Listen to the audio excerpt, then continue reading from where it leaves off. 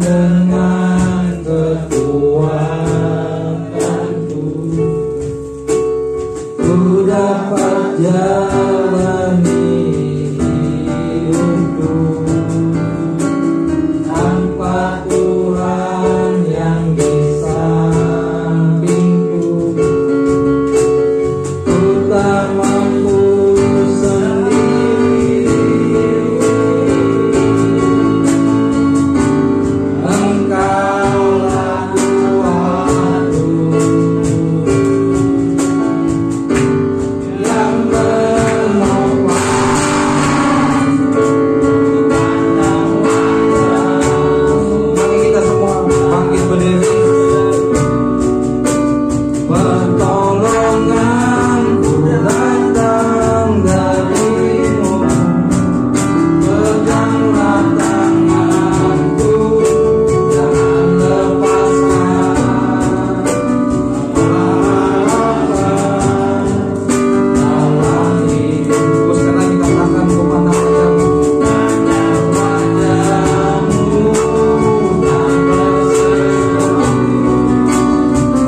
Pertolonganku datang darimu, peganglah tanganku, jangan lepaskan.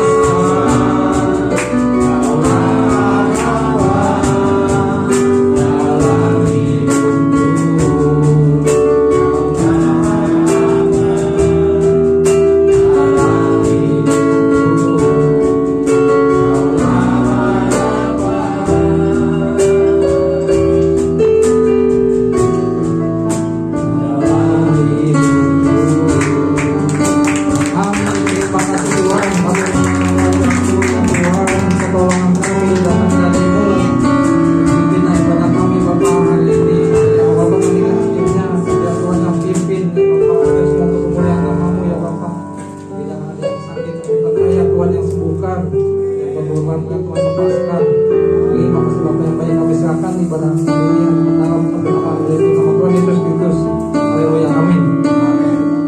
ya kita kasih tos depan belakang kanan kiri. Ya kita semua dalam peperangan Tuhan ya, kita bergirang. Giranglah.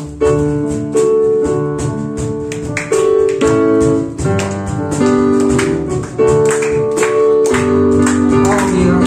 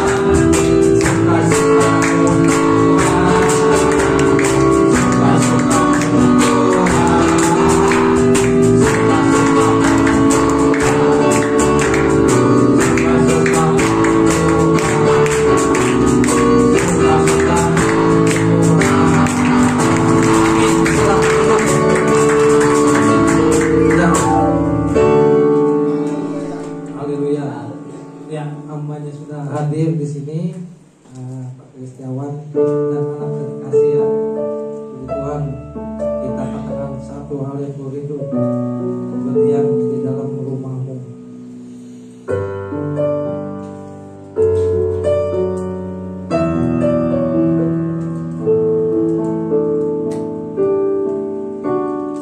Satu hal yang kurindu, berdiam di dalam rumahmu. Satu hal yang ku minta, menikmati baitmu. Katakanlah sungguh-sungguh satu hal yang begitu. Satu hal yang ku rindu,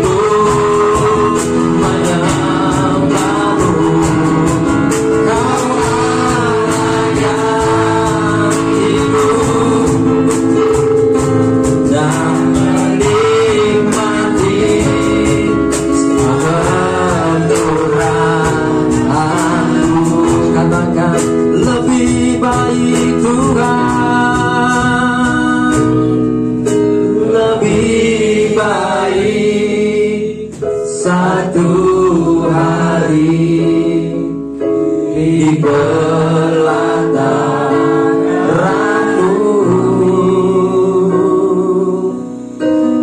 daripada 1000 hari di tempat lain.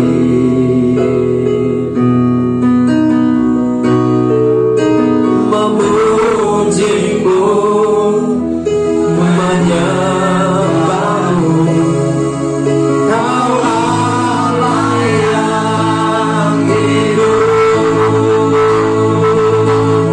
dan menikmati semua kemurahan-Mu. Dengan iman katakan, lebih baik Tuhan,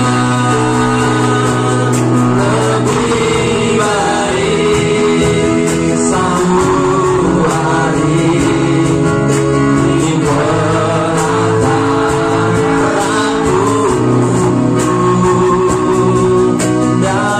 daripada 1000 hari di tempat lain.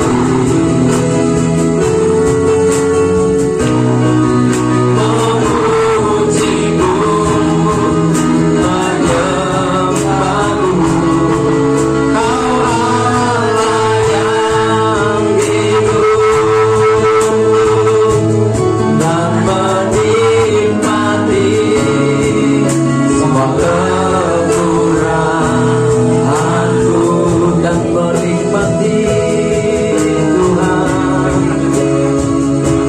dan menikmati semua kemurahan-Mu, dan menikmati Tuhan, dan menikmati semua kemurahan-Mu, menikmati Tuhan, dan menikmati semua kemurahan-Mu. Mari beri kemuliaan kepada Tuhan. Haleluya.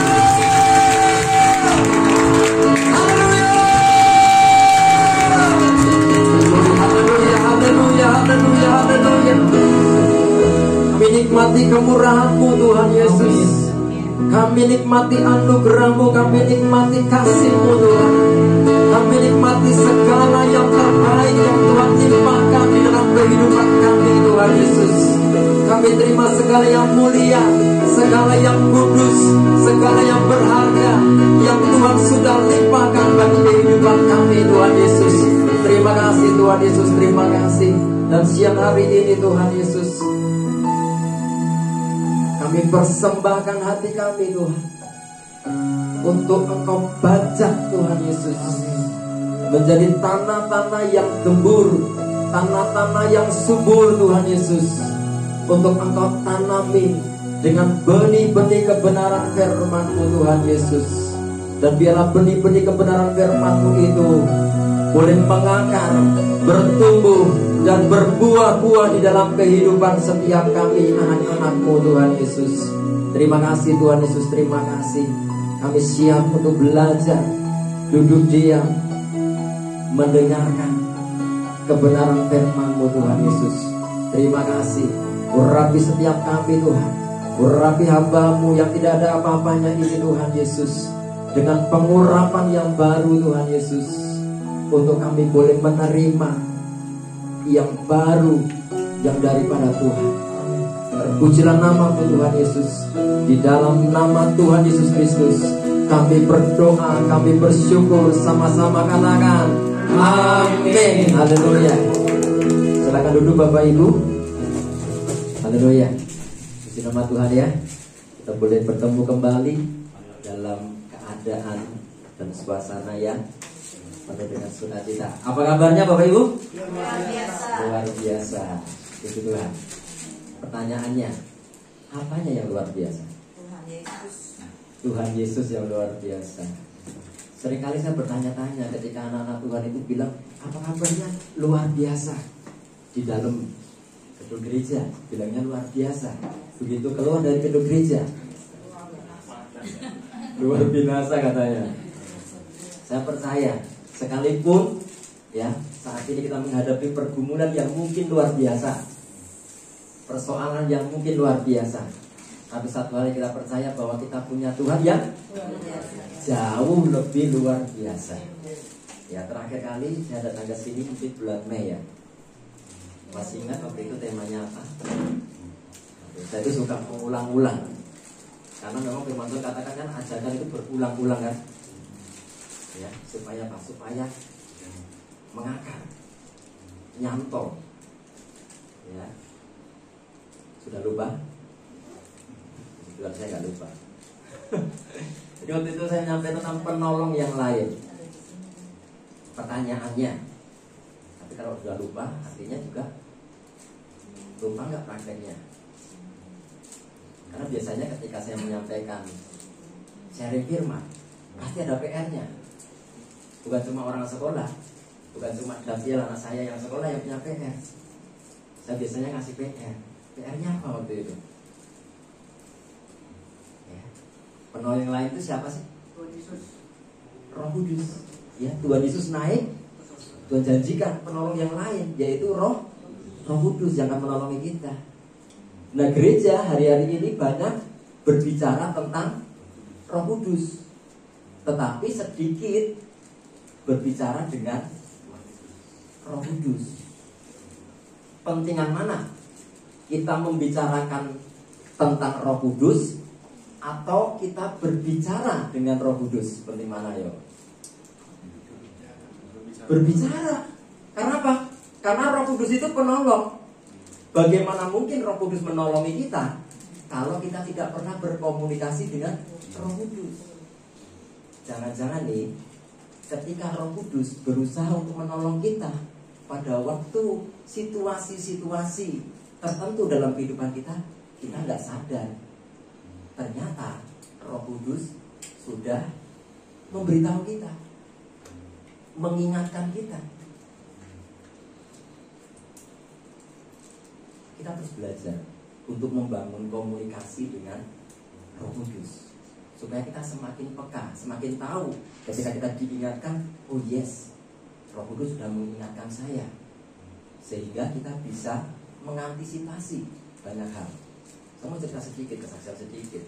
Beberapa bulan Juli ya, bulan Juli kira-kira tanggal berapa ya, Pak ya? Kira-kira mungkin tanggal 7 atau 8 gitu. Nah, pulang ibadah, anak saya itu ngajak ke PIK. Nah, di situ dia pulang ibadah, kami ke PIK. Di situ kami sewa itu sepeda listrik. Nah, kami sudah pertama kali saya naik, anak saya bonceng saya. Nah, dia lihat teman-temannya pada naik sepeda, itu bisa. Saya motivasilah dia. Kamu juga berani, kamu juga bisa. Akhirnya dia ambil alih. Dia yang di depan, saya yang di belakang. Saya diboncengin sama dia. Nah, ceritanya sudah beberapa kali putaran, 3 kali putaran, 4 kali putaran. Pas kita mau kembalikan itu sepeda listrik, ada insiden kecelakaan, hampir terjatuh. Anak saya sampai terluka di bagian, kalau nanti Bapak Ibu lihat di sini sampai di jari 7. Lukanya cukup dalam. Saya bawa ke rumah sakit Suci waktu itu. Tapi kalau saya mereview kembali kejadian itu, sebenarnya berulang kali Roh Kudus sudah ingatkan kami.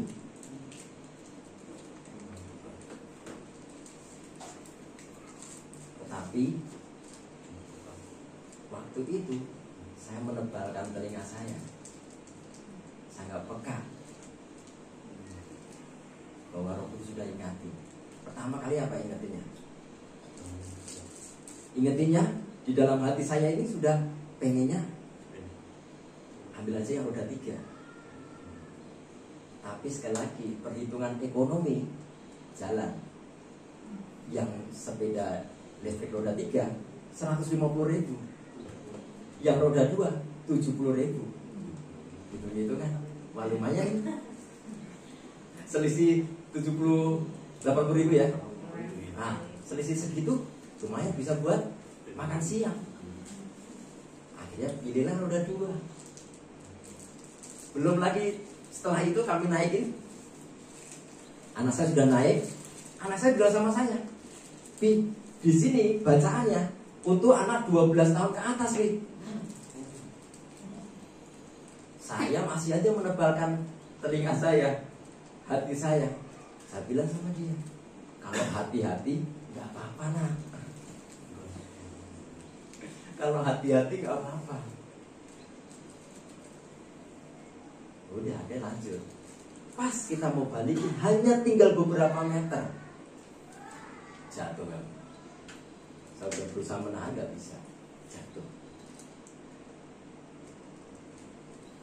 Dari situ, aduh, saya langsung, Tuhan ampuni saya. Sudah beberapa kali mengingatkan, ya, di dalam hati saya lewat anak saya. Tetap telinga ini tebal.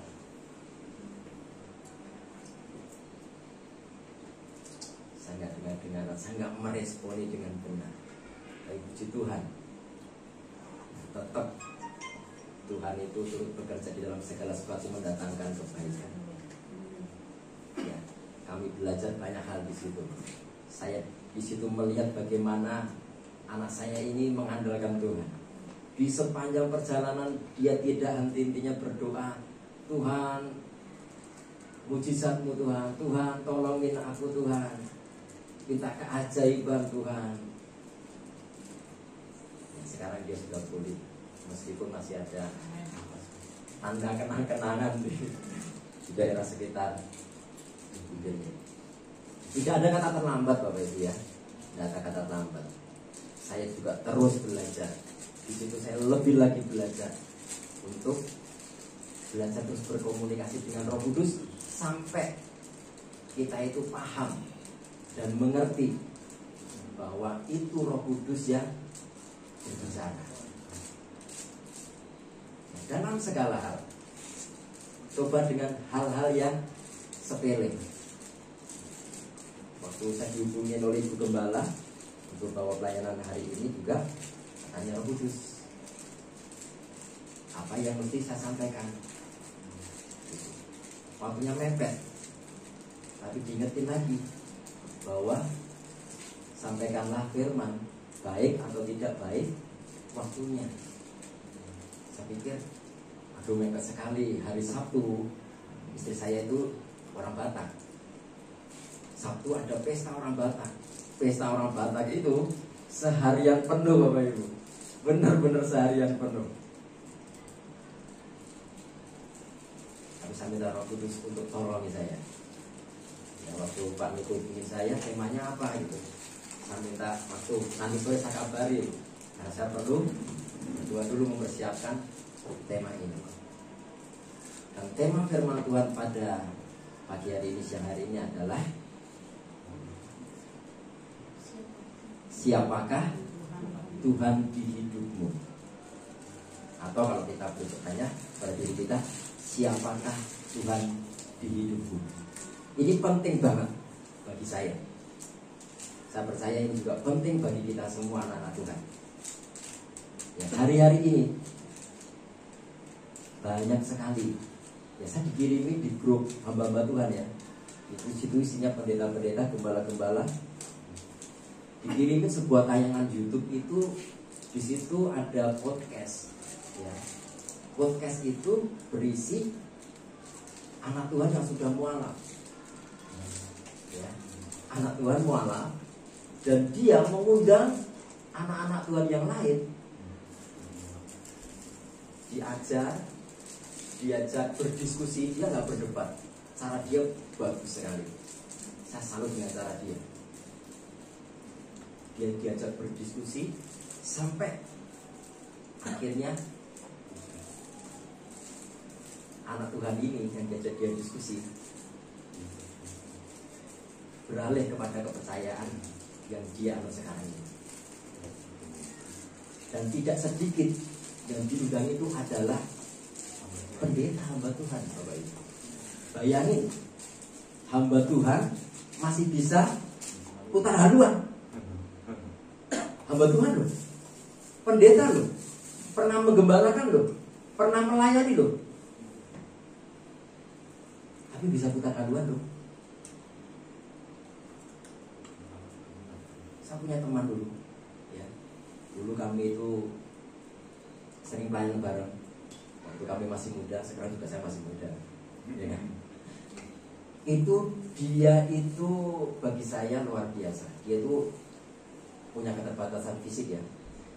Jadi kakinya itu kedua-duanya polio. Ya, dia diadopsi oleh gembala saya yang di Solo. Diadopsi. Terus akhirnya dia jadi anak Tuhan, dan sepanjang perjalanan dia mengikut Tuhan itu sampai saya meninggalkan kota Solo itu luar biasa. Apinya luar biasa, pelayanan dia luar biasa. Tapi satu kali saya mendengar kabar dia juga sudah berbalik haluan. Padahal waktu itu dia punya kerinduan besar untuk saya ini menerima baptisan Roh Kudus. Ketika kami berdoa, kami seringkali hari Jumat itu ngadakan kelompok tumbuh bersama. Saya ajak teman-teman beberapa dari bertiga sampai akhirnya banyak. Dia itu salah satu. Waktu kita pujian penyembahan, tiba-tiba hadirat Allah itu begitu kuat. Teman-teman saya itu berbahasa roh, tapi saya tidak. Saya pengen juga. Dan di situ teman saya ini punya kerinduan, dia tumpahin saya, doain saya supaya saya terima baptisan Roh Kudus. Wow nggak? Tapi satu kali saya mendengar kabar dia sudah putar haluan.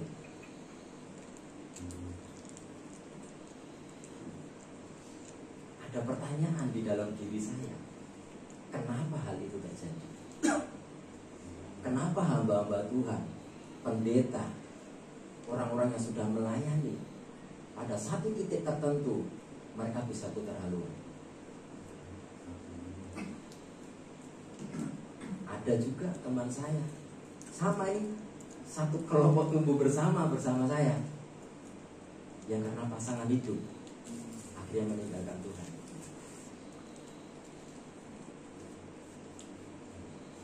Ketika ditanya sama teman-temannya, mau gimana lagi? Saya sudah terlanjur menyerahkan segalanya. Nggak tahu segalanya apa. Saya berharap ketika dia sudah menyerahkan segalanya, jangan sampai yang segala-galanya itu juga diserahkan. Ternyata juga diserahkan. Keyakinan dia, iman dia pun akhirnya ditanggalkannya. Lebih memilih pasangan hidup. Ada juga banyak sekali teman-teman saya karena karir, pekerjaan, dia juga meninggalkan Tuhan. Dan ketika saya merenungkan hal itu, saya punya jawaban satu. Mereka tidak pernah mengalami Tuhan di dalam kehidupannya. Tuhan hanya menjadi pengetahuan. Ada teologi, ilmu tentang Tuhan. Tuhan kok dipelajari? Tuhan gak bisa dipelajari, Bapak Ibu. Tuhan itu harus dialami. Firman Tuhan, Alkitab itu harus dialami, dihidupi. Jangan sampai hanya menjadi pengetahuan. Puji Tuhan kalau kita boleh belajar teologi ya. Tapi jangan sampai kita itu mempelajari Tuhan. Biarlah kita itu mengalami Tuhan. Siapakah Tuhan di hidup Bapak Ibu sekarang? Kita mau belajar dari tokoh-tokoh Alkitab pagi hari ini, siang hari ini ya. Kalau misalkan hari ini datang tiba-tiba ketok-ketok pintu di sana itu, datang Abraham di tempat ini, terus kita tanya, Abraham, siapakah Tuhan di hidupmu? Kira-kira Abraham akan jawab apa? Kenapa? Juru selamat. Iya. Abraham akan menjawab mungkin. Ya, ini salah satu yang saya temukan. Siapakah Tuhan di hidupmu, Bapak Abraham? Abraham akan jawab, Dia adalah Yehova Jireh. Artinya apa Yehova Jireh? Tuhan yang menyediakan. Kita baca yuk, bareng-bareng kelihatan kan? Kejadian 22 ayat 14, 2-3. Dan Abraham menamai tempat itu Tuhan menyediakan. Sebab itu sampai sekarang dikatakan orang di atas gunung Tuhan akan disediakan. Peristiwa ini terjadi ketika Abraham ada di gunung Moria. Pada waktu itu kepercayaan Abraham diuji. Persembahkan anakmu Ishak. Ya, Ishak dibawa ke gunung Moria. Sudah, Ishak tanya, kita sudah ada kayu bakar, sudah ada api, dombanya mana, korban bakarannya mana? Nanti Tuhan menyediakan. Sampai di atas sudah gak bisa ini lagi Abraham. Ya kamu korbannya. Tapi ketika Abraham mau menyembelih Ishak, apa yang terjadi? Malaikat Tuhan bicara, jangan kau apa-apakan anak itu. Aku tahu kamu setia.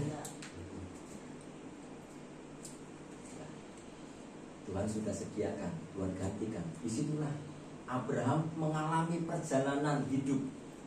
Dia tahu bahwa Tuhan ternyata menyediakan. Itu kalau kita tanya Abraham. Kita tanya tokoh Alkitab yang lain. Siapa selanjutnya? Next. Musa. Ya. Musa datang ke sini. Ya. Hari Minggu Musa datang ke sini. Ayo kita tanya Musa. Musa, siapakah Tuhan di hidupmu? Musa akan menjawab, Yehova Nisi. Artinya apa Yehova Nisi? Alam ngasih. Tuhan adalah panji-panjiku. Yuk kita baca yuk. Keluaran 17 ayat 15 sampai 16. Ya. 2-3. Lalu Musa mendirikan sebuah mezbah dan menamainya Tuhanlah panji-panjiku. Ia berkata, tangan di atas panji-panji Tuhan, Tuhan berperang melawan Amalek turun-temurun. Kisah ini terjadi ketika Musa, bangsa Israel melawan Amalek. Yosua yang berperang, Musa yang di atas bukit. Apa yang terjadi pada waktu itu? Ketika Musa itu menurunkan tangannya, orang Amalek lebih kuat. Ketika Musa mengangkat tangannya, orang Israel lebih kuat. Kan kalau ngangkat tangan pegel ya benar ya. Sesekali pasti dia ini 10 menit, aduh pegel nih, turunin. Amalek yang kuat, naikin lagi Israel yang kuat. Sampai akhirnya apa yang terjadi? Harun dan Hur, ya, menopang kiri dan kanannya untuk supaya tangan Musa tetap terangkat, tetap teracung. Nah, di situ bangsa Israel mengalami kemenangan melawan Amalek. Dan di situ Musa tahu, ya sebut panggil Tuhan dengan Yehova Nisi. Tuhanlah panji-panjiku. Pengalaman Musa. Ada lagi tokoh Alkitab yang lain. Kita banyak mempelajari tokoh Alkitab. Nanti Bapak Ibu baca kembali di rumah. Baca pelan-pelan Alkitab itu. Dan setelah baca itu begini, Tuhan aku ingin mengalami yang sama, mengalami juga apa yang firman Tuhan katakan. Itu menjadi kehidupan, menjadi rema di dalam kehidupan kita. Jangan cuma menjadi pengetahuan. Ya, Gideon. Gideon datang nih. Wah, tahu kisah Gideon dong? Tahu ya? Yang sudah lulus sekolah minggu pasti tahu. Ya. Gideon di dalam Hakim-Hakim 6 ayat 24. Ya. Gideon katakan Yehova Shalom. Gideon, siapakah Tuhan di dalam hidupmu? Gideon akan menjawab, Dia adalah Yehova Shalom. Artinya apa? Yes, keselamatan. Tuhan yang menyelamatkan. Kita baca yuk Hakim-Hakim 6 ayat 24. 2, 3. Lalu Gideon mendirikan mezbah di sana bagi Tuhan dan menamainya Tuhan itu keselamatan. Sebab itu masih ada sampai sekarang di Ofra, kota orang Abiesem. Jadi waktu itu ya jarang sekali penampakan ya, Tuhan menampakkan diri lewat malaikat. Siapapun yang ketemu malaikat, mitosnya, saya kira ini bukan mitos ya, tapi pasti mati orang itu. Makanya Gideon pada waktu ketemu malaikat Tuhan, ketemu dengan Tuhan, dia pikir dia akan mati. Tapi ternyata enggak. Disitulah dia tahu bahwa Tuhan itu adalah keselamatanku. Itu pengalaman Gideon ketika Gideon dipanggil Tuhan untuk membebaskan bangsa Israel.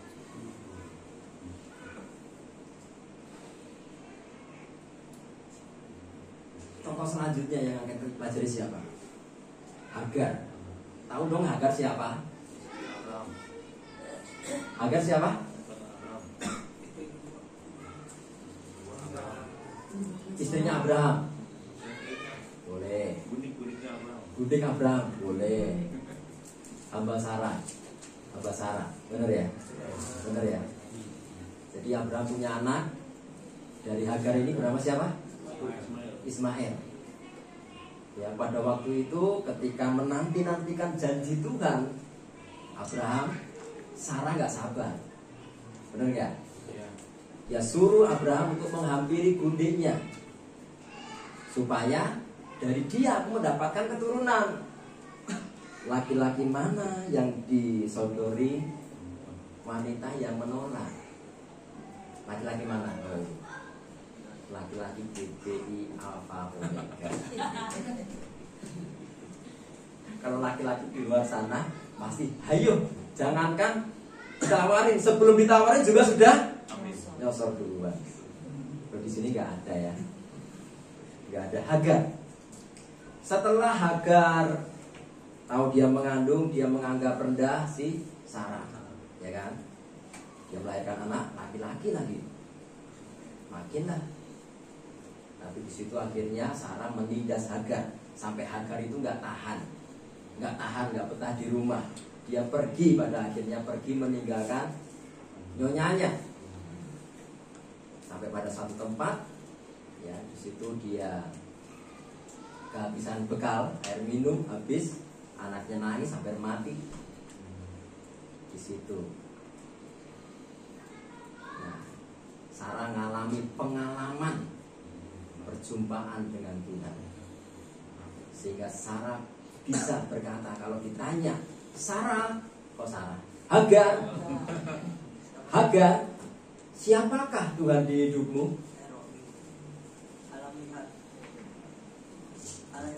Yes. Hagar akan berkata bahwa El Roy, artinya Allah yang melihat. Di saat yang lain, ya di situ cuma ada Hagar dan Ismail. Dia nggak tahu pertolongan akan datang dari mana. Dia udah berpikir, udahlah anakku ini pasti mati. Dia kehausan, pasti mati. Tapi ternyata Tuhan melihat Hagar. Singkat cerita, Hagar menemukan sumber mata airnya. Dinamai tempat itu El-Roy, karena dia melihat Tuhan yang melihat dia. Hagar mengalami perjumpaan pribadi dengan Tuhan. Selanjutnya, wah ini tokoh yang sangat terkenal ini. Siapa yang tidak kenal dengan Daud? Ya, kalau kita tanya Daud datang ke sini, kita tanya, Raja Daud, siapakah Tuhan dalam hidupmu? Kira-kira Daud akan menjawab,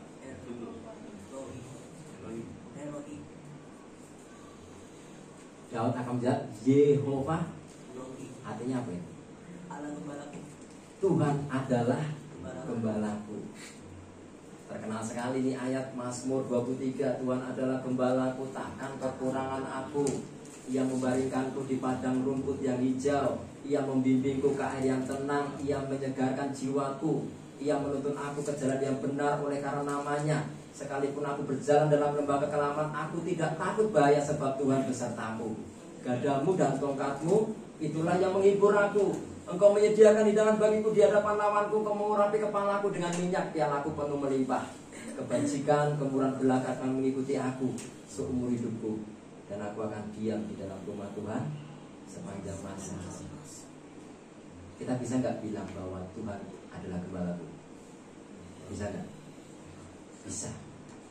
Tapi tidak akan powerful seperti Daud bilang Tuhan adalah gembalaku. Kenapa? Karena perjalanan hidup kita berbeda dengan perjalanan hidup Daud. Mazmur ini menjadi begitu powerful, begitu maksimal, karena ini pengalamannya Daud. Daud dari seorang penggembala yang hanya 2-3 ekor. Pengalaman dia sebagai penggembala itu, ketika domba-dombanya itu didatengin serigala, didatengin beruang, harimau, dia lawan itu semuanya untuk melindungi domba-dombanya. Dan ketika Daud mengalami kehidupan yang berat, ketika dia dikejar-kejar musuh, dikejar-kejar Saul, dikejar-kejar anaknya Absalom, ya kan? Dia harus keluar masuk hutan, naik ke gunung, ke bukit-bukit, ngumpet di gua, sampai dia menemukan padang rumput yang hijau. Dia menemukan ketika dalam keletihan dia dan pasukannya, dia menemukan sungai yang begitu menyejukkan. Lahirlah Mazmur ini. Dia ingat kembali ketika masa-masa dia sebagai gembala. Di situ Tuhan berbicara.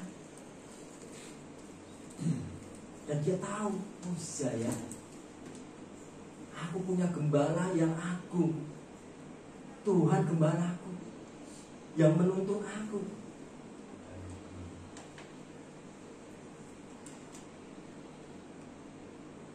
Pengalaman hidup Daud itu yang membawa Mazmur 23 itu menjadi begitu powerful. Ketika kita menyanyikan lagu dari Mazmur 23 ini, berapa banyak orang yang alami kasih Tuhan? Itu dari pengalaman orang loh. Dari pengalaman Raja Daud. Pertanyaannya sekarang dalam diri kita, siapa yang di sini sudah menjadi Kristen di atas 5 tahun? Di atas 10 tahun? Di atas 20 tahun? Di atas 40 tahun? Pertanyaannya, sudahkah kita mengalami perjumpaan pribadi dengan Tuhan? Atau jangan-jangan kita Kristen itu karena keturunan? Bapak kita Kristen, ibu kita Kristen, ya kita Kristen. Kalau bapak kita bukan Kristen, jangan-jangan kita juga bukan Kristen. Dalam berbagai kesempatan, ya ketika saya sharing-sharing dengan banyak teman-teman, saya selalu mengatakan ini ya. Kayaknya waktu Mei kemarin juga saya mengatakan ini, bahwa kekristenan itu bukan agama, tetapi kekristenan itu adalah hubungan. Katakan hubungan. Iya. Kekristenan adalah hubungan. Ya, Tuhan Yesus datang ke dunia tidak membawa agama. Setuju, katakan amin. Tuhan Yesus datang ke dunia untuk sebuah misi. Apa misinya? Memulihkan hubungan manusia dengan Bapa di surga. Karenanya kekristenan hubungan. Saya nggak masalah ketika KTP saya dihapus agamanya sebagai Kristen. Saya nggak masalah kalau KTP saya dicoret, agamanya diganti dengan agama yang lain, nggak masalah. Karena apa? Bagi saya agama Kristen tidak menyelamatkan. Yang menyelamatkan adalah hubungan saya dengan Bapa di surga. Jangan sampai kita keluar masuk gereja sudah puluhan tahun, nanti Tuhan Yesus datang, Tuhan Yesus katakan, siapa engkau? Aku tidak mengenal engkau. Loh Tuhan, saya ini sudah mengusir setan demi namamu loh. Saya sudah mendoakan orang sakit dalam namamu loh. Siapa kamu? Aku tidak mengenal engkau. Karena apa? Gak pernah mengalami perjumpaan pribadi. Tuhan hanya menjadi sebuah pengetahuan. Aku tahu di dalam Tuhan Yesus itu ada kesembuhan. Aku tahu di dalam Tuhan Yesus ada keselamatan. Hanya tahu, tidak mengalami. Pertanyaannya, kenapa banyak orang Kristen tidak mengalami Tuhan? Ini yang menjadi perenungan saya. Karena seringkali orang Kristen itu pengennya menjadi sutradara di dalam hidupnya. Bukan Tuhan yang menjadi sutradara hidup kita. Pengennya kita. Contoh nggak usah jauh-jauh. Bulan Mei kan istri saya meninggal ya. Sebelum meninggal dia sempat dirawat di rumah sakit ya. Pengennya apa sih yang terjadi? Ya. Dalam pikiran saya, dalam rancangan saya, dalam rencana saya, Tuhan ini dahsyat banget nih Tuhan. Ini kalau istri saya sembuh dari kanker stadium 4, jadi kesaksian yang luar biasa Tuhan. Penjaga menara, istrinya sakit, doain sembuh. Luar biasa kan? Penjaga menara doa. Pikiran saya, apa jadinya nanti penjaga menara nih? Doanya kok nggak ampuh, doanya kok nggak mempan, istrinya kok meninggal, didoain tetap meninggal. Itu yang terjadi dalam rancangan saya. Saya melihat bayangan-bayangan yang sayang nanti kita habis ini bersaksi kemana-mana, kamu disembuhkan. Ini pasti banyak orang yang bertobat, diselamatkan. Tetapi kejadiannya berbeda. Istri saya dipanggil Tuhan. Apakah tidak ada kesaksian yang baik di dalamnya? Allah turut bekerja di dalam segala sesuatu mendatangkan kebaikan bagi setiap orang yang mengasihi Dia dan yang terpanggil sesuai dengan rencananya. Kemana sih akhir daripada tujuan hidup manusia? Ada dua ya. Kematian kekal atau hidup yang kekal. Saya merenungkan, saya ingat 2 hari sebelum istri saya meninggal itu dia bilang kepada saya, dia bilang begini, sayang, aku sudah berdoa pada Tuhan. Apa doamu? Aku minta Tuhan menjemput aku di awan-awan permai. Tapi bukan kehendakku, biarlah kehendak Tuhan yang terjadi atasku. Ini doa istri saya sebelum dia dipanggil Tuhan. Sekarang saya mengerti, alangkah enaknya istri saya bisa mengakhiri pertandingan imannya dengan baik. Saya sepanjang merawat dia, menjaga dia di rumah sakit, tidak pernah ada keluhan dari dalam mulutnya. Dia tidak pernah nyalain siapa-siapa. Tapi dia bisa berdoa. Aku berdoa pada Tuhan. Aku minta dijemput Tuhan. Dia katakan seperti ini. Kamu ulang tahun tanggal 7 kan? Waktu bulan Mei saya bersaksi kan, bukan tanggal 7, tetapi tanggal 6. Istrinya meninggal tanggal berapa? Tanggal 7. Di situ saya yakin Tuhan mungkin sudah bilang kepada dia, aku jemput kamu tanggal 7. Itu yang saya yakini. Istri saya ketika saya dipanggil dokter minta, Pak tolong dituntun ibunya. Dituntun kemana? Oh nggak bisa jalan ya. Ternyata kalau di saudara kita sepupu itu kalau mau meninggal itu dituntun, ya dibaca-bacain, dibisikin apa untuk ngikutin. Disitu saya cuma katakan sama istri saya, sayang Tuhan sudah menjemputmu, pergilah dengan sukacita.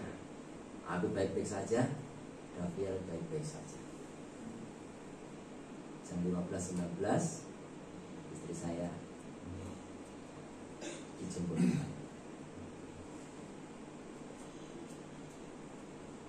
Dan itu yang menjadikan saya di batu tulisan saya tulis pahlawan iman. Itu akan menjadi satu peringatan bagi saya. Saya mau juga mengakhiri pertandingan iman saya itu juga dengan baik di pemandangan Tuhan. Tidak peduli bagaimana caranya. Yang terpenting adalah saya mengakhiri pertandingan iman saya dengan baik, dengan benar di pemandangan Tuhan. Sabtu ini tolong dukung dalam doa ya. Saya mau kunjungan kepada orang yang katanya sih sudah kanker payudara stadium 3. Ya, saya diberitahu oleh teman saya bahwa ibu ini mengalami keputusasaan. Jadi dia ngalami gini, kok Tuhan gak sayang sama aku? Kok aku gak disembuhkan dari sakit ini? Itu artinya ketika dia gak mengalami kesembuhan, artinya Tuhan gak sayang. Saya sudah dapat apa yang Tuhan ingin sampaikan kepada ibu ini. Karenanya saya minta dukungan doa buat Bapak Ibu tempat ini. Sabtu besok kalau kehendak Tuhan ya, saya berkunjung ke rumahnya untuk berdoa menguatkan dia. Sekali lagi ya, kekristenan itu sebuah hubungan. Bagaimana kita mengalami Tuhan dalam kehidupan kita. Kalau saya ditanya, Kris, siapakah Tuhan di dalam hidupmu? Saya akan bilang, Tuhan itu Bapakku. Kenapa? 5 tahun saya ditinggal bapak saya. Ya, bapak saya sudah pergi dipanggil Tuhan ketika umur saya 5 tahun. Ya, umur 5 tahun. Perjalanan waktu ketika saya membutuhkan biaya sekolah, tiba-tiba kelas 4 SD itu, ya, kelas 2 itu saya sempat mau diadopsi orang. Seorang gembala di daerah Semarang. Tapi nggak jadi, karena di situ nilai saya turun. Akhirnya ibu saya banyak dinasihatin oleh keluarga lah. Itu si Kris nilainya turun, biasanya ranking jadi keluar ranking. Itu karena kamu mau kasih dia ke orang. Anak itu kepikiran. Padahal nggak seperti itu sebenarnya. Karena saya malas belajar saja. Terus saya malas belajar. Nah, kelas 4 sesuatu yang mukjizat dalam kehidupan saya terjadi. Ada pagi-pagi ada, sebelum saya berangkat sekolah ini, pagi-pagi ada seorang bapak-bapak, dia cuma naik sepeda ontel, Bapak Ibu, sepeda ontel. Dan di situ bertanya-tanya, akhirnya bulan depannya itu setiap bulan dia kirimi saya itu uang SPP, dimulai dari kelas 4 SD. Kelas 4 SD itu tahun berapa ya? 1980 sekian lah. Itu saya dikirimi wesel pos, dimulai dari 10.000. Zaman segitu 10.000 besar sekali. SPP saya nggak nyampe segitu. Sampai SMA saya dibiayai oleh bapak-bapak yang datang pagi-pagi pakai sepeda ontel, bukan pakai mobil, pakai sepeda ontel. Itu salah satu saya tahu itu Tuhan kirim dia untuk mendukung saya di dalam sekolah saya. Maka saya bilang bahwa Tuhan itu adalah Bapakku. Tiap kali saya berkeluh kesah, curhat sama siapa? Langsung ke Tuhan. Kemarin 9 tahun ada istri, setiap malam cerita curhatnya sama istri. Sekarang sama Tuhan lagi. Saya panggil Tuhan itu Bapak.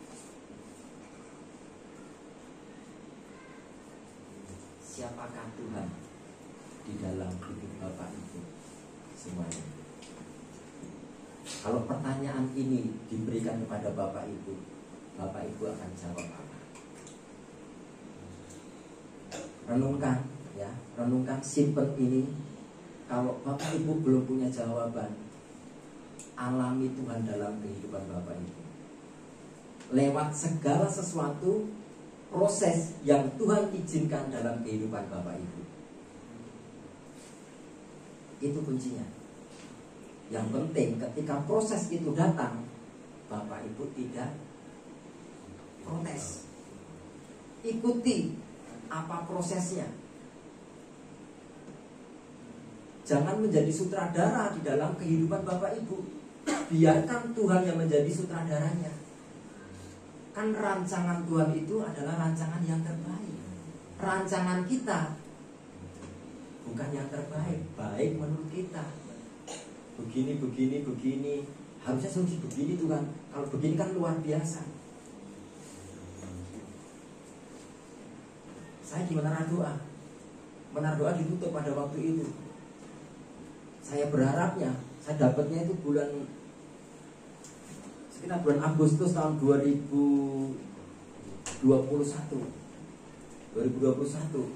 Itu robohkan Menara Doa, bangun kembali ulang. Secara profetik saya ajak teman-teman untuk merobohkan itu Menara Doa. Secara profetik dalam doa-doa kita, kami robohkan segala keegoisan kami Tuhan dalam melayani Tuhan, ketidakkesatuan hati kami robohkan. Ternyata lebih dari itu Tuhan inginkan. Menara Doa ditutup Bapak Ibu. Dan pada waktu itu, ternyata ini maksud Tuhan. Tuhan suruh bangun ulang itu bukan cuma dirobohkan, bangun yang baru. Akhirnya kami jalani Menara Doa waktu itu berkeliling dari satu gereja ke gereja yang lain. Seminggu kami jalani. Kadang seminggu ke GPPK, ke GBI Citra 2, ke GBI Taman Surya, ke GSJA Kosambi. Kami berkeliling. Nah sekarang ini Menara Doa ada di Taman Surya 5, di gereja GBI Taman Surya. Setiap hari Senin sampai Jumat jam 6 sampai jam 21 sementara ya. Doakan terus berkembang. Doakan juga kita punya tempat ya, karena di situ kan dipinjamin. Pakai saja sini. Karena kalau berkeliling memang banyak hambatannya. Karena di gereja lokal itu biasanya ada kegiatan-kegiatan di tengah minggu ya, ada doa, ada ibadah kaum pria, ibadah kaum wanita. Jadi bentrok. Banyak gereja-gereja yang tidak punya ruangan banyak, hanya satu ruangan ibadah ya, ruangan untuk ibadah kaum pria ya, untuk ruangan doa. Jadi ketika menaruh di tempat situ tidak maksimal. Akhirnya ketika tawarin di Taman Surya 5, saya katakan oke deh, kita sementara di sini sampai dapat tempat yang baru. Itu juga bagi saya sebuah perjalanan ya. Kami 6 bulan saya dengan Kak Tari ya, karena penjaga menara sisa tinggal 2 itu.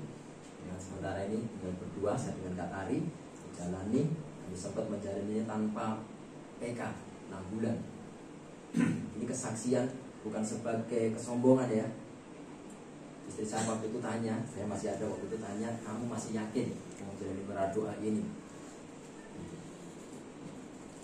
Saya bilang sama dia, saya sudah nyemplung di sini. Saya akan jalanin ini. Dan puji Tuhannya, istrinya tidak pernah komplain ya. Sekalipun 6 bulan saya tanpa penghasilan, dia nggak pernah sama sekali mengeluh. Dia cuma percaya saja. Maka saya katakan bahwa dia adalah pahlawan iman saya. Dia nggak pernah khawatir sedikit pun bagaimana nanti kehidupan kami.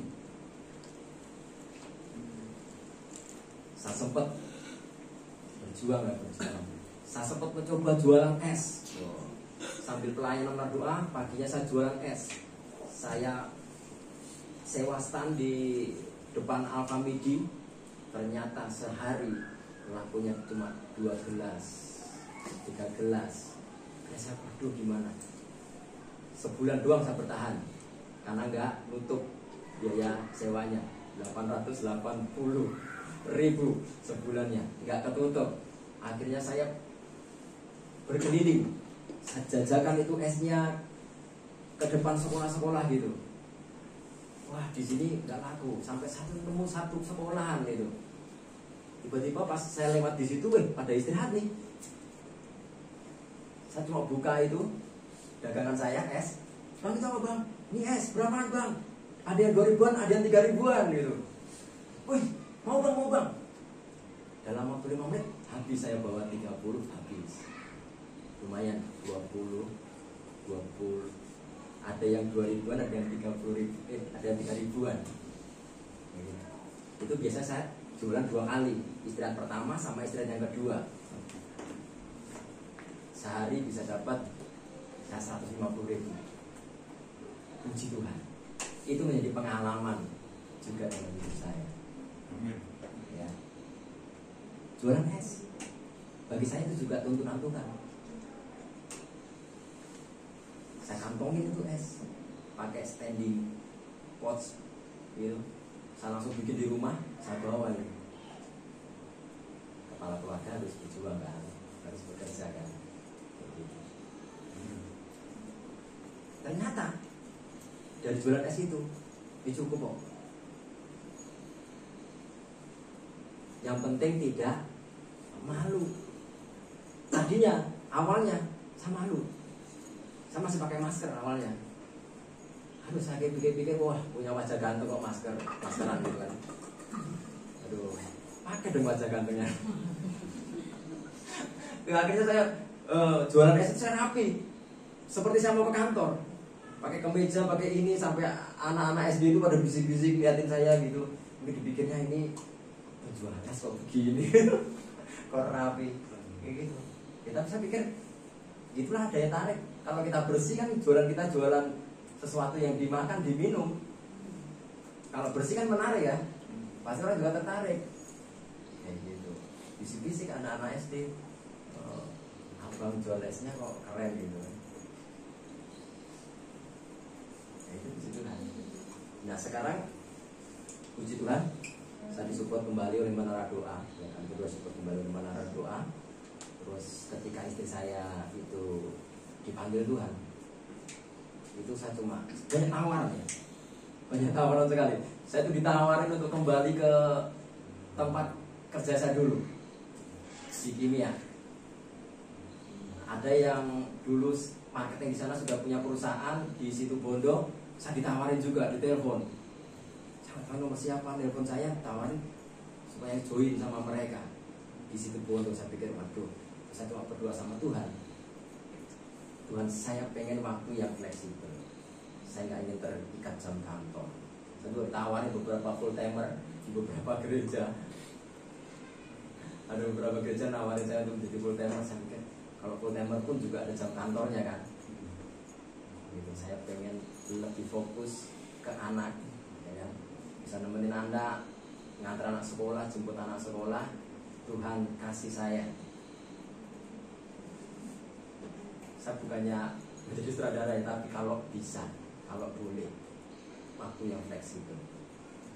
Puji Tuhan, mungkin lain waktu saya akan bersaksi tentang hal ini.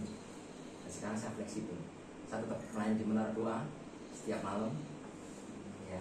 Tapi saya juga saat ini Tuhan berkati dengan cara yang lain. Belum bisa saya saksikan, ya. Masih perlu diuji. Lain waktu akan saya saksikan, ya. Jadi kita belajar nih, sebelum kita tutup ya, 3 tokoh lagi ini penting banget. Ini boleh klik Raja Ahaz. Ini orang yang paling malang sedunia. Dia seorang raja, malang banget ini hidupnya. Dia ngalami kekalahan demi kekalahan, ya. Kekalahan demi kekalahan. Dia berpikir, ya baca yuk. 2 Tawarik 28, 22 sampai 23 itu. 23. Dalam keadaan terdesak itu Raja Ahaz ini malah semakin berubah setia terhadap Tuhan. Ia mempersembahkan korban kepada para allah orang Damsyik yang telah mengalahkan dia. Pikirnya, nah nih, yang membantu raja-raja orang Aram adalah para allah mereka. Kepada mereka lah aku akan mempersembahkan korban supaya membantu aku juga.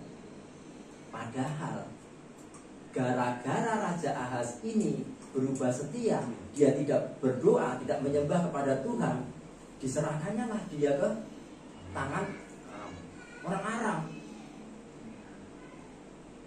Itu, tapi dia berpikir, wah, Tuhannya orang Aram ini luar biasa.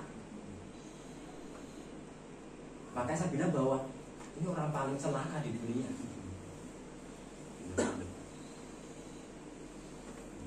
Pikirnya dia ngalami kesengsaraan kayak gitu karena Allahnya orang Aram, orang Damsyik itu yang gagah perkasa. Padahal Tuhan sendiri yang menyerahkan. Kalau Bapak Ibu pelajari ya di sejarah raja-raja Yehuda, Israel itu cuma satu kok. Tuhan memberkati mereka ketika mereka setia. Ya, Tuhan menyerahkan mereka kepada musuh-musuhnya ketika mereka berubah setia. Itu aja. Yang kedua, Eliezer. Ya, Eliezer ini juga kasihan banget.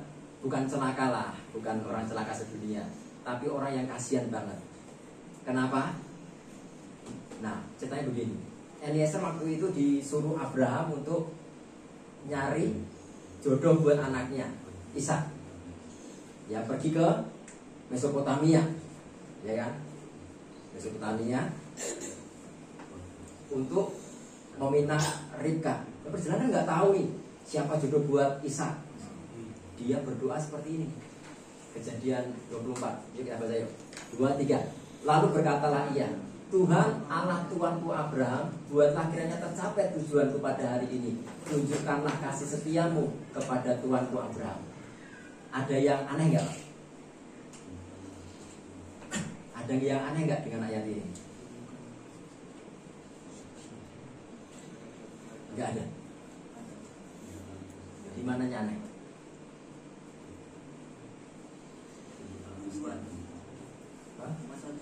Oh, salah. Perhatiin. Tunjukkanlah kasih setiamu kepada Tuhan Abraham. Kurang tepat. Kalau saya nangkep yang aneh di sini. Lalu berkatalah ia, ini berdoa. Eliezer berdoa, Tuhan Allahku Tuanku Abraham. Dia berdoa pada siapa? Bukan. Allahnya Abraham. Loh, Eliezer ini ngikutin Abraham loh. Dia tahu loh, Abraham diberkati Tuhan secara luar biasa. Itu karena Tuhannya Abraham. Dia ngikutin Abraham, tetapi dia tahu Tuhannya Abraham itu luar biasa. Tapi dia tidak pernah menjadikan Tuhannya Abraham itu sebagai Tuhan dia. Dia tetap berdoanya, Tuhan Allah Tuhanku Abraham. Nah ini tadi, jangan-jangan kita Kristen 20-an tahun. Saya sampai sekarang masih dengar tuh ada beberapa hamba Tuhan yang berdoanya Tuhan Allah Abraham, Ishak dan Yakub. Saya bertanya, emang bukan Tuhan dia? Kok kasihan banget? Ini tidak pernah mengalami Tuhan di dalam kehidupannya. Satu tokoh lagi terakhir sebelum kita tutup, Ruth. Nah ini luar biasa nih. Ini wanita yang luar biasa. Ruth menantunya dari Naomi. Ya. Naomi ini tinggal suaminya. Ya, dari Bethlehem dia pergi, pikir ke tempat lain, dia akan mengalami kelimpahan. Ternyata malah suaminya mati, anaknya dua-duanya yang laki-laki mati. Akhirnya tinggal bertiga, dia dan kedua menantunya, ya, Ruth dan Orpa. Dia bilang kepada menantunya, aku ini sudah tidak punya siapa-siapa, aku mau kembali lagi ke tempat asalku, ya, ke tempat asalku. Akhirnya Orpa, ya, itu kembali ke tempat asalnya. Tetapi Ruth memiliki komitmen untuk tetap bersama Naomi, ya, bersama Naomi. Apa yang terjadi? Yuk kita baca ya di situ. Sedikit aja kita baca. 2-3. Berkatalah Naomi, telah pulang iparmu kepada bangsanya dan kepada para allahnya. Pulanglah mengikuti iparmu itu. Tetapi kata Ruth, janganlah desak aku meninggalkan engkau dan pulang dengan tidak mengikuti engkau. Sebab kemana engkau pergi, ke situ jugalah aku pergi. Dan di mana engkau bermalam, di situ jugalah aku bermalam. Bangsamulah bangsaku dan Allahmulah Allahku. Di mana engkau mati, aku pun mati di sana. Dan di sanalah aku dikuburkan.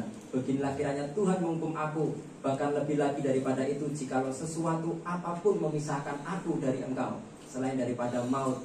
Ketika Naomi melihat bahwa Ruth berkeras untuk ikut bersama-sama dengan dia, berhentilah ia berkata-kata kepadanya. Dia berkata kepada Naomi, Allahmu itulah menjadi Allahku. Bapak tahu, Bapak Ibu tahu, Ruth ini dari bangsa Moab. Ya, bangsa Moab itu bangsa yang ditolak Tuhan. Sampai keturunan ke-10 pun tidak boleh bangsa Moab itu masuk ke jemaat Tuhan. Ditolak. Tapi Ruth karena sebuah iman dia, Tuhanmu menjadi Tuhanku. Dia nggak bilang lagi, pasti kalau dia berdoa nggak akan bilang gini, Tuhannya Naomi. Dia akan bilang bahwa Tuhan. Dan tahu dari keturunan orang Moab, Bapak Ibu tahu Mesias itu lahir dari keturunan bangsa yang ditolak. Tapi oleh imannya Ruth, di situ dari rahim dia keturunan Mesias itu kalau diurut-urut dari keturunan Ruth dan Boaz. Alami Tuhan dalam kehidupan kita, Bapak Ibu. Itu kuncinya, supaya kita bisa mengakhiri pertandingan iman kita dengan baik. Siapakah Tuhan di hidup Bapak Ibu? Mungkin saat ini Bapak Ibu belum bisa menjawab, ya. Nanti perjalanan waktu, proses demi proses kehidupan yang Bapak Ibu alami saat ini, pastikan Bapak Ibu menemukan Tuhan, mengalami Tuhan di dalam kehidupan Bapak Ibu. Amin. Saudara boleh berdiri. Haleluya.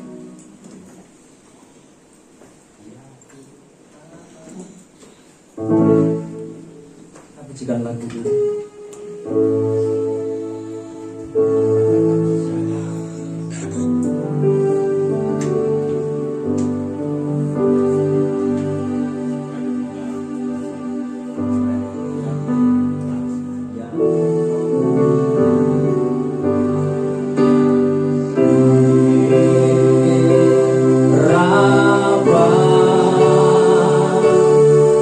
Elohim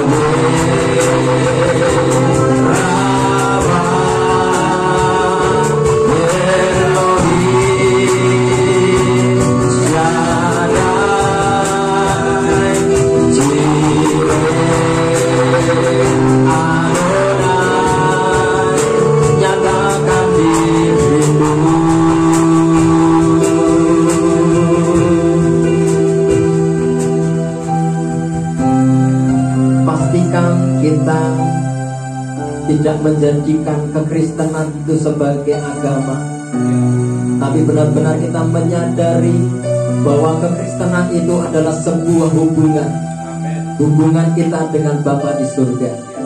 Dan biarlah perjalanan kehidupan kita, setiap proses demi proses yang Tuhan izinkan terjadi dalam kehidupan kita, itu membuat kita mampu mengenali Tuhan kita, Bapa kita.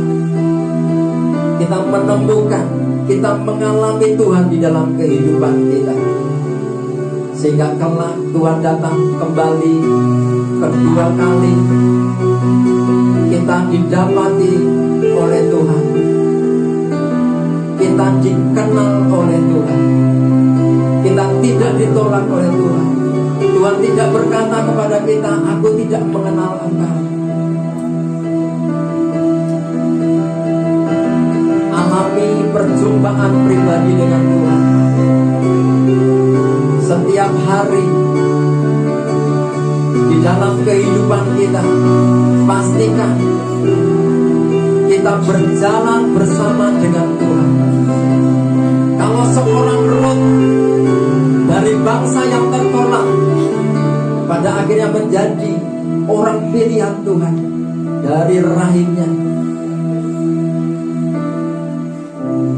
Mesias itu ada dalam garis keturunannya.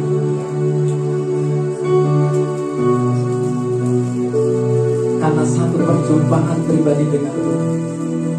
Siapakah Tuhan di hidupmu?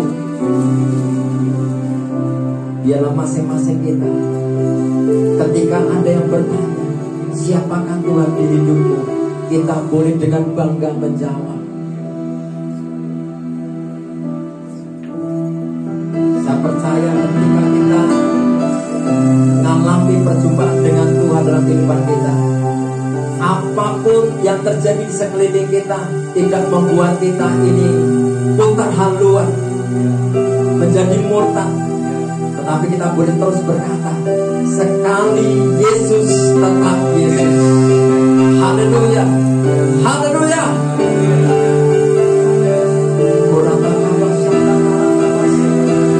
Oh Yahweh,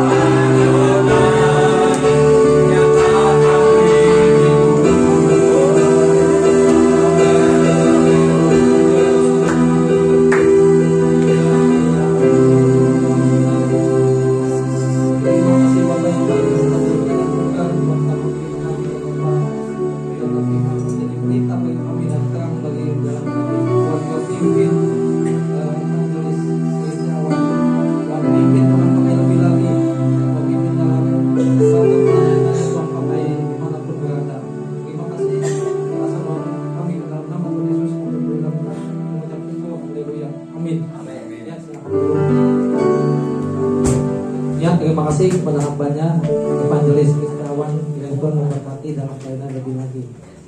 Amin. Ya, sebentar kita akan memberikan persembahan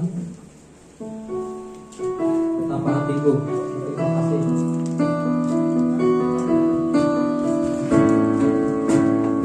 Tanpa hatiku.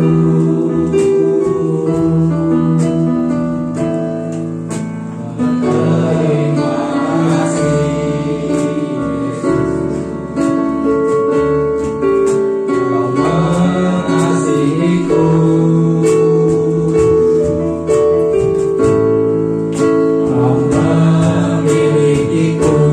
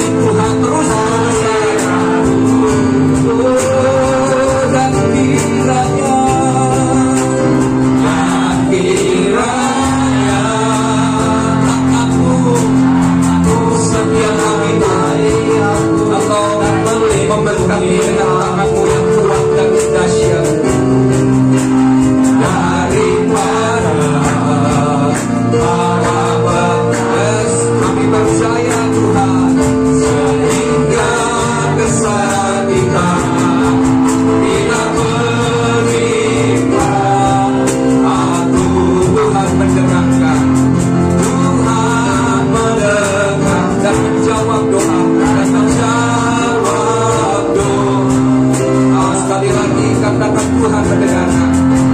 Tuhan mendengarkan dan menjawab doa. Mari berkemuliaan bagi Tuhan kita yang dahsyat dan ajaib. Haleluya, haleluya. Kami percaya Tuhan, firman-Mu itu hidup, firman-Mu berkuasa. Engkau berbicara kepada kami melalui firman-Mu Tuhan. Kami telah mendengar suara Tuhan, dan biarlah ini menjadi sebuah perenungan bagi setiap kami. Masihkah Tuhan yang merupakan Allah yang dahsyat menjadi Tuhan atas hidupmu secara pribadi? Atau hanya sebuah rutinitas? Atau hanya sebuah kegiatan-kegiatan agamawi di mana kita datang beribadah tetapi tidak menjadikan Tuhan, menyembah Tuhan yang benar sebagai Tuhan yang layak dihormati, sebagai Tuhan yang layak disembah, sebagai Tuhan yang telah mempersembahkan dirinya, mengorbankan dirinya untuk menebus setiap dosa-dosa. Dan biarlah kita menyadari bahwa begitu besar kasih Tuhan atas hidup kita. Dan kita tidak akan pernah menyia-nyiakan kasih Tuhan yang sungguh ajaib, sungguh nyata dalam hidup. Biarlah waktu-waktu yang tersedia dan tersisa yang Tuhan berikan atas hidup kita, kita boleh melayani Tuhan yang benar. Kita boleh mempersembahkan hidup kita kepada Tuhan yang benar. Dan kita mau memberikan yang terbaik, karena Tuhan sudah memberikan yang terbaik atas hidup kita. Terima kasih Tuhan, Engkau yang terus memakai akan hamba-Mu, Pak, hamba-Mu Evangelis Kristiawan dalam pelayanannya Tuhan. Engkau terus tambahkan kuasa otoritas hikmat-Mu, Engkau pakai di dalam menyampaikan isi hati Tuhan, kebenaran Tuhan. Kami percaya Tuhan, janji-Mu pelayanannya akan semakin naik. Segala hal yang dikerjakannya Tuhan bawa dari satu kemuliaan kepada kemuliaan, dari satu anugerah kepada anugerah yang berlimpah. Sehingga dimanapun ini hamba-Mu berada, maka kuasa Tuhan, mujizat Tuhan, terobosan Tuhan dinyatakan Tuhan melalui pelayanannya. Tuhan berkati segala hal yang dikerjakan dengan kedua tangannya. Tuhan memberkati berlimpah-limpah. Terima kasih Tuhan. Kami juga berdoa bagi seluruh jemaat Tuhan. Biarlah Tuhan menyatakan diri-Mu Tuhan, memanifestasikan pribadi-Mu Tuhan bagi setiap kami, sehingga kami mengenal Allah kami dengan benar Tuhan. Melalui peristiwa-peristiwa, melalui pengalaman-pengalaman yang kami alami bersama dengan Tuhan, sehingga kami menyatakan sungguh benar Engkau adalah Allah kami yang berkuasa dan berdaulat atas hidup kami. Hamba berdoa Tuhan bagi jemaat yang sakit Tuhan, biarlah Jehovah Rafa, Tuhan yang menyembuhkan, boleh mereka alami Tuhan kuasa kesembuhan Tuhan menjamah segala sakit penyakit. Bahkan hamba sepakat berdoa saat ini bagi jemaat Tuhan yang saat ini sedang sakit.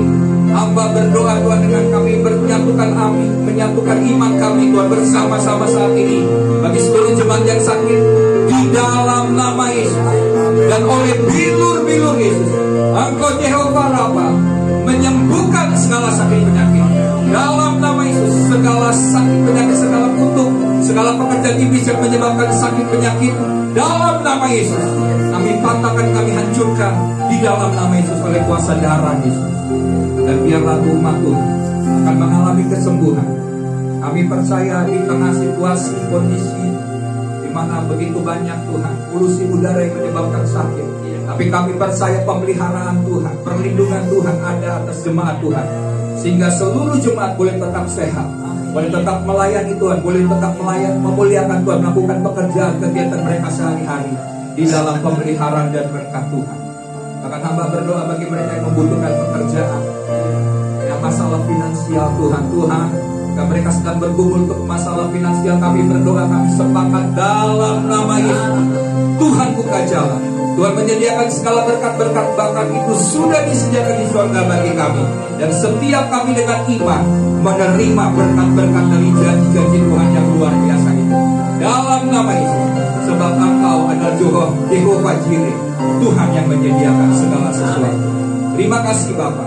Dan segala pergumulan jemaat Tuhan, kami serahkan hubungan baik suami, istri, anak, hubungan dengan teman, keluarga, satu dengan yang lain. Biar kasih Tuhan yang mempersatukan dan menyempurnakan, Tuhan yang bekerja sehingga hubungan kami menjadi satu dengan lain, bahkan antara jemaat Tuhan dengan pelayan-pelayan semua Tuhan, ada sukacita dan damai sejahtera dan kasih Tuhan yang berlimpah-limpah.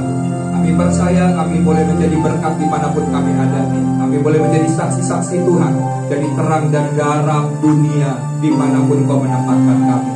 Terima kasih Bapak, dan kami juga memberkati akan Presiden, Wakil Presiden, seluruh staf jajaran pemerintah dari tingkat pusat sampai dengan tingkat daerah. Tuhan memberkati setiap pemimpin-pemimpin bangsa kami. Tuhan berikan hikmat, takut akan Tuhan, segala keputusan yang mereka ambil boleh membuat negeri ini damai, negeri ini sejahtera, negeri ini menjadi maju dan diberkati oleh Tuhan. Kami berdoa Bapak, seluruh masyarakat di bangsa ini boleh terus mengikuti aturan yang telah ditetapkan Tuhan. Dan kami berdoa segala roh-roh pemecah belah, roh radikalisme, intoleransi, teroris dan semua hal yang jahat, kami ikat, kami patahkan dalam nama Yesus. Tidak dapat mengganggu akan pemerintahan, akan bangsa dan negeri ini Tuhan. Sehingga kami percaya janji-janji Tuhan yang besar boleh terjadi atas Indonesia. Bahkan kami rindukan setiap lutut berkeluk, setiap lidah mengaku bahwa Yesus Kristus adalah Tuhan dan Juru Selamat. Sehingga mereka boleh bertemu dengan Tuhan pencipta alam semesta yang menyelamatkan mereka. Terima kasih Bapa. Dan di penghujung daripada ibadah kami percaya Engkau telah menyediakan berkat-berkat yang khusus bagi setiap anak-anak-Mu. Dan setiap kami tidak akan pulang sebagaimana kami datang, tapi kami akan membawa berkat-berkat yang Tuhan sediakan bagi setiap kami. Mari jemaat Tuhan, kekasih Tuhan, biji batangmu, arahkan hatimu kepada Tuhan dan angkat tanganmu dan terimalah berkat.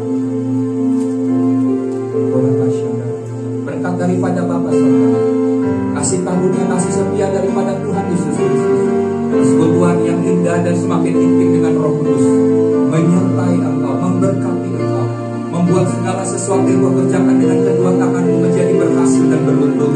Tuhan akan mengangkat engkau naik dan tidak menjadi turun, jadi kepala dan bukan menjadi ekor. Dan segala hal-hal yang besar dan ajaib Tuhan sediakan atas hidup.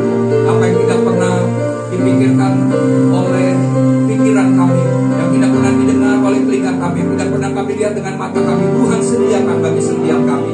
Dan terima kasih Bapak, kami terima semua janji-janji berkat Tuhan ini sampai Tuhan Yesus Kristus datang kedua kali menjemput kami. Kami tidak kedapatan kecacatan